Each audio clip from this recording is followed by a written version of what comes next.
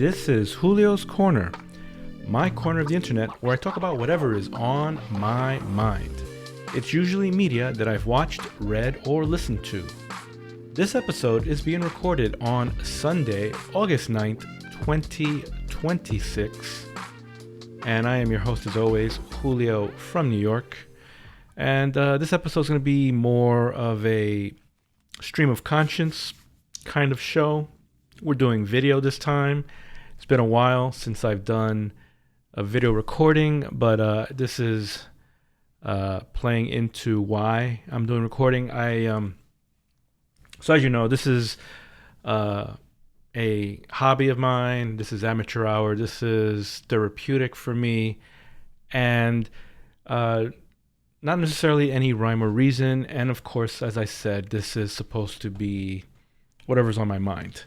However, the perfectionist in me, the internal perfectionist, always wants to try to write a script and create a show, some kind of production value or whatever, even though mostly it's me rambling, but yet I still create some kind of structure for myself, which I am kind of going to now throw to the wayside. And video helps in that, as I've said in previous episodes, whenever I record this with video, I do a lot less editing because I'm not going to edit every or vocal anomalies, so to speak. I forget the term. There is a technical term for people who say a lot or and things like that. I'm not going to edit those out as much anymore now that I'm doing a video version. I will, of course, edit out coughing because I mute those anyway. So there will be choppy video if I cough at any point in time or if I drink water. Anyways, it's been many weeks since the last episode. The World Cup was still happening. It's been several weeks since that ended. The final result, of course, you should all know by now, Argentina lost in the final to Spain. I'm not going to get into it. What I will say is once the World Cup ended, it left a void in my chest cavity, if you will. Metaphorically, of course, not literally. So I just felt empty inside. I felt devoid of all color and life, so to speak, vitality. Everything was just shades of gray. And my motivation to continue podcasting evaporated along with the World Cup.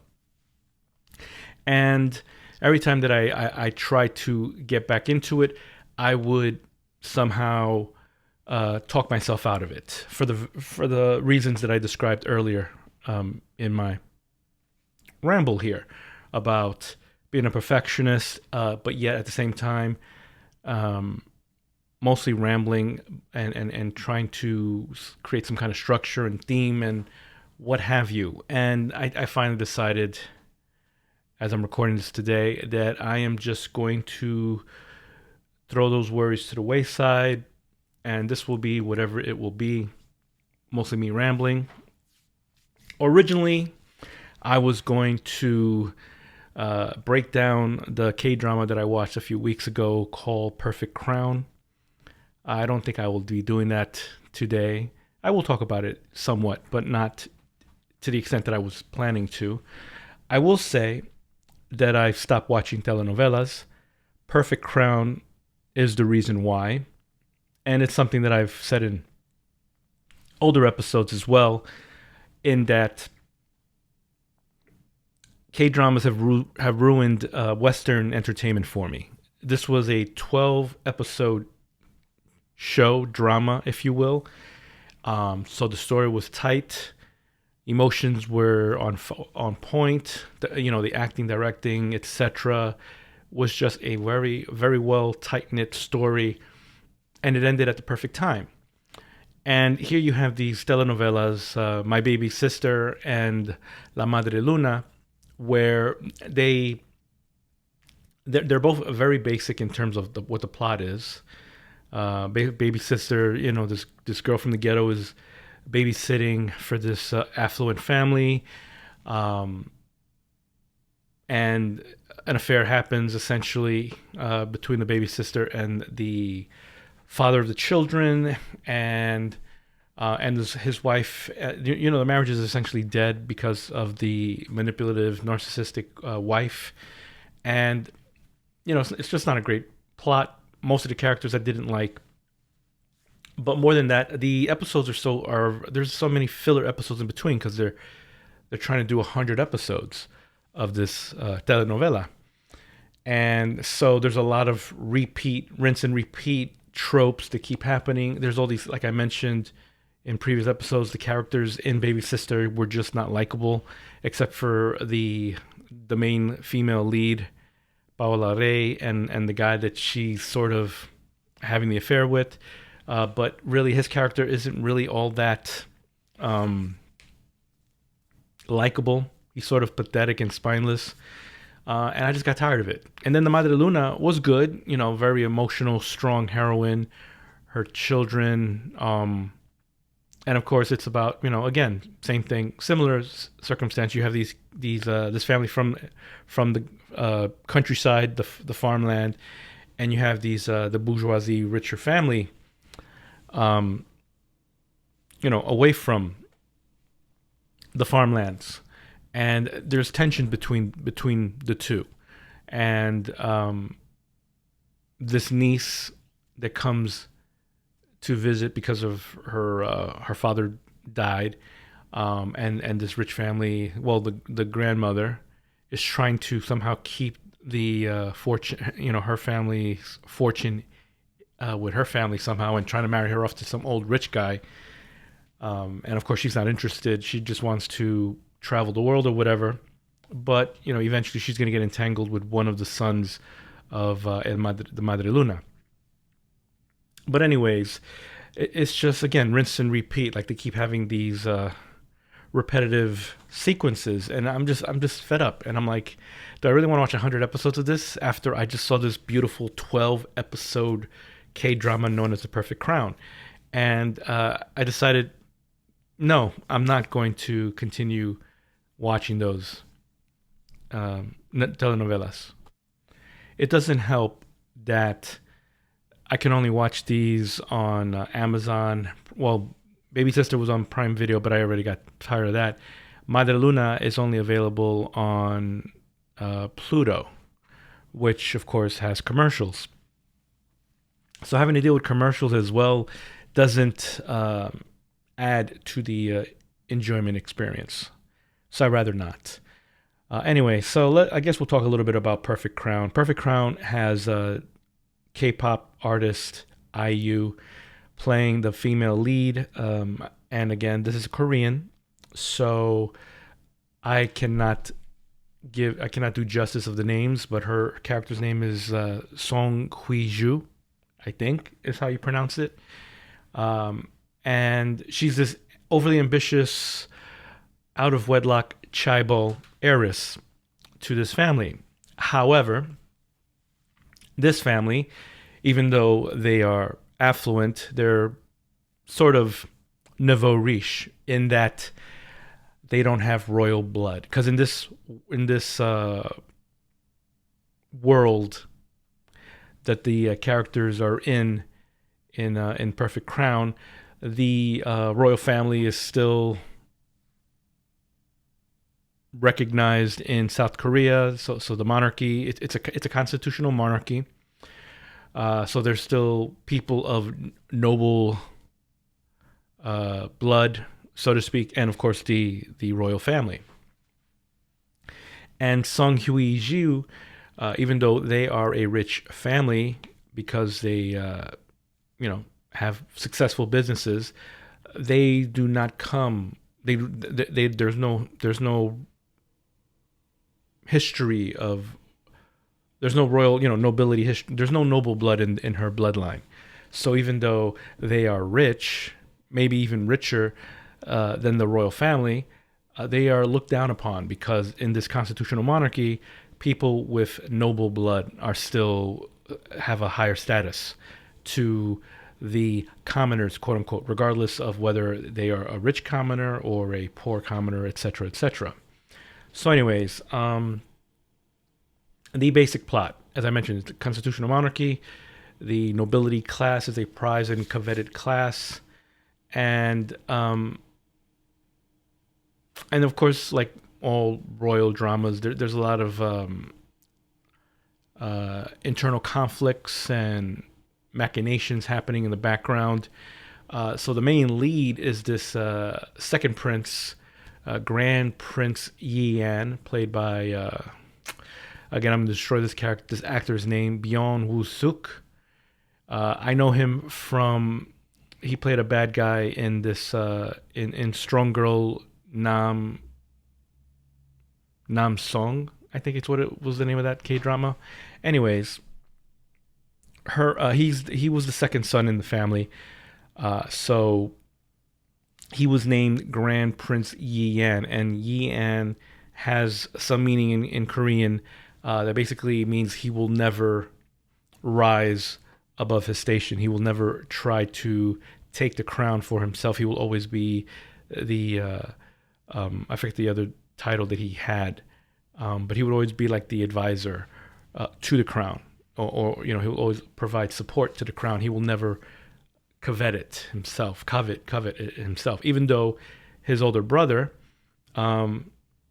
had a inferiority complex and didn't feel that he was, even though by blood he was the crowned prince and became the king after the father died, he felt that the crown was not worthy. He was not worthy of the crown, and it should actually go to his younger brother, Grand Prince Yian.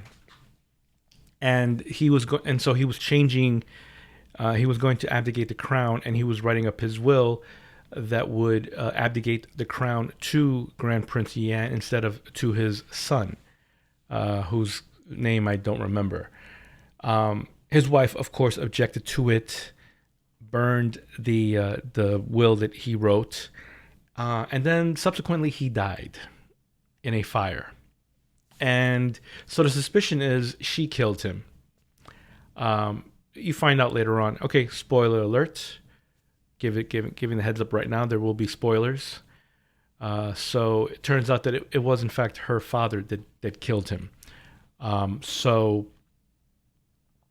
because he was the power hungry one, and he didn't mind being in the background, being the puppet master, using his daughter to influence the crown, whether it be pushing her husband who until he died, and now pushing her son, the little kid, to do what she believes is best for them.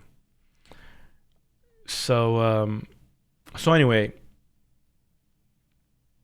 she Song Hui Ju, even though she like I mentioned, she's an out of wedlock chaebol heiress, meaning that she was the daughter of a mistress to the Jew family, and her mother abandoned her to that family, and so she always grew up as the black sheep of the family, and so she was always ambitious because she felt that no one prized her in that family, so she had to always prove herself. So she was always the smartest, the best, and so on, and she's fighting to take control of the chaebol business.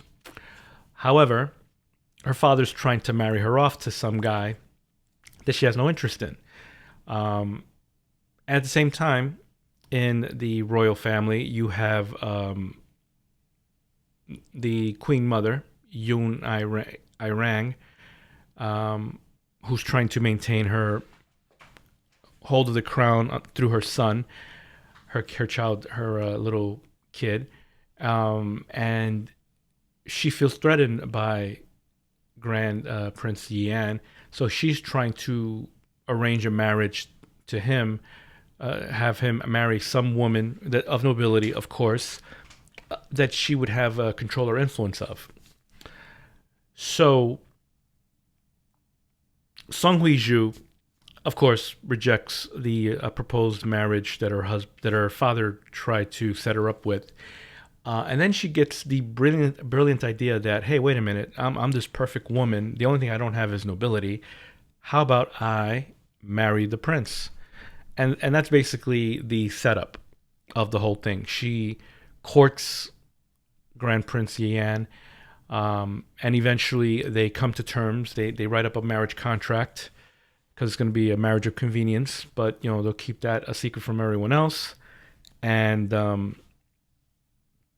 that's where it all happens. Now the prime minister is a childhood friend of Song Hui-ju, and he has unrequited feelings for her, which she's not aware of. She just sees him as a childhood friend and mentor because he's older, and they grew up together in school and whatnot. They helped each other out throughout their time in school, and not so much now because he's a prime minister and she's an heiress and she is running her business, so they don't really have any professional entanglements at this time. However, she doesn't believe that, and she's only looking for like a 3-year marriage because she only wants to get married to the prince so she can have the rights of, she can have the access that she was deprived of because she isn't of nobility. By marrying the prince, she will now have nobility in title, and she'll have access to all the things that the noble class has in this constitutional monarchy society that this world is built around. Whereas the prime minister, I don't know if they ever make it clear that he is also of a noble class or not, but he is the prime minister, representing the people of the country. So they never clear that up, and she never ever saw him as a prospect because he's a politician, and she feels that she would ruin his reputation and ruin his chances of a second term. Whereas the prince, he's prince by proxy. There's no harm there. There's no damage that she could do to him reputationally, other than maybe a slight scandal because she's a commoner and he's royalty. But outside of that, really not an issue. Because the prime minister, at one point when he finds out about this whole marriage arrangement and everything, he's like, well, why don't you just marry me? And she's like, well, no, I would be bad for you. I would ruin your reputation and ruin your chances of reelection. Whereas with the prince, there's no feelings involved, and it's a marriage of convenience. Whereas you and me, we're friends. Like I wouldn't want to ruin that. So, but of course, funny enough, that eventually that jealousy that starts brewing in him eventually causes all kinds of causes him to go to the dark side, so to speak. Anyways, the story goes through its paces, and in the end, they marry. They overthrow. He eventually becomes the Grand Prince Yan. Eventually, does become the king. He gets coronated eventually, and then his first act as king is to overthrow the monarchy and just make the country a constitutional, a standard democratic constitutional nation. He does this by having the people vote for it, and they do. It's essentially unanimous that we don't believe in monarchy anymore. We want to have an actual democracy. So that's how the show ends and whatnot. And anyway, so it was a great show. I loved it, and it ruined telenovelas for me. So what else did I want to talk about? I guess I did talk about Crown Prince in more detail than I intended. So yeah, I guess that's all she wrote. So I guess now that I'm doing video, I'm gonna do the outro as well. And that wraps up the show. If you have any questions, comments, or any thoughts you'd like to share, you can reach me via email at julioscorner.com. If you're feeling extra generous, you can click on the donate link in the show notes and send some money my way. This show is licensed under Creative Commons Attribution 4.0 International License. This means you can share this video, remix it, do whatever you want. Just say where you got it from. And as always, thank you for listening.